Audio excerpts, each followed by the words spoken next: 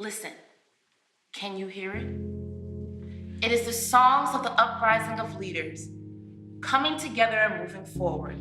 The legacy of Douglas, Allen, and Tubman, going down to Egypt's land, fearlessly facing their pharaohs as their people wade in the waters filled with tears of sorrow, with hopes of one day reaching their dear promised land.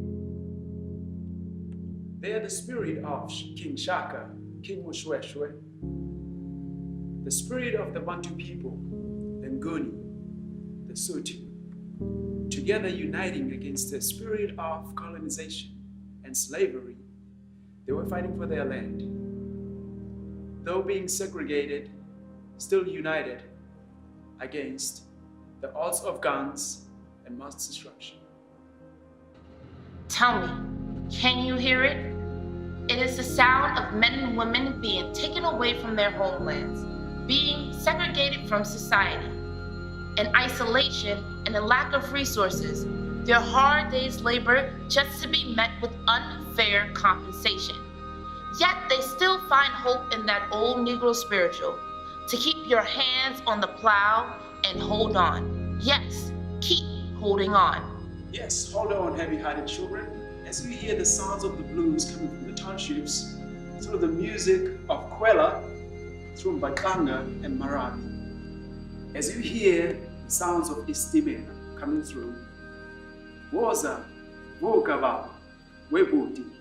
It's time to go work in coal mines. Listen and hear how the melody soars as the civil rights movement takes center stage. Men, women, the youth, risking their lives for the greater good.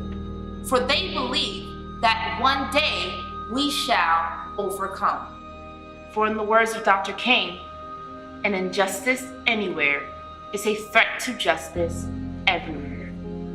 Or in the words of the great Steve Biko, the most potent weapon of the oppressor is the mind of the oppressed. So never forget the uprising youth movement of 1976, fighting for the freedom of mind and education so that you and I can be at a better place today. As they were singing, Siyaya, Siyaya Epitodi. So tell me, did you hear it? Yes, did you? When former President Barack Obama stated that it's not enough to train today's workforce, we also have to prepare tomorrow's workforce by guaranteeing every child access to a world-class education. Because Obama understood and believed it to be true when Nelson Mandela stated that education is the most powerful weapon which you could use to change the world.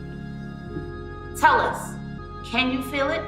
While children of color in America are being faced with the challenge of testing high on state testing, a performance that will determine what equitable resources their school districts will receive.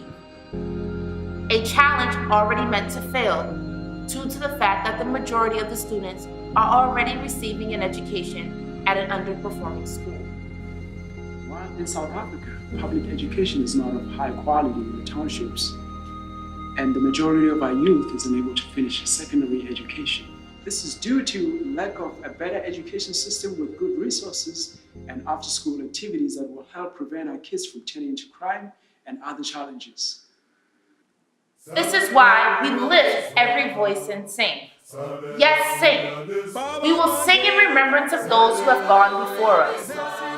We will sing as we acknowledge the leaders and the unrecognized leaders who have sacrificed their lives for our greater good. We shall lift every voice, because no longer shall injustice take shape in separating our nations. Because our ancestors reminds us to do so. Lift every voice for every young child who will grow into becoming a strong leader, leading our nations forward. So sing, shout, rise, believe, not just for your voice or mine, but together lift every voice.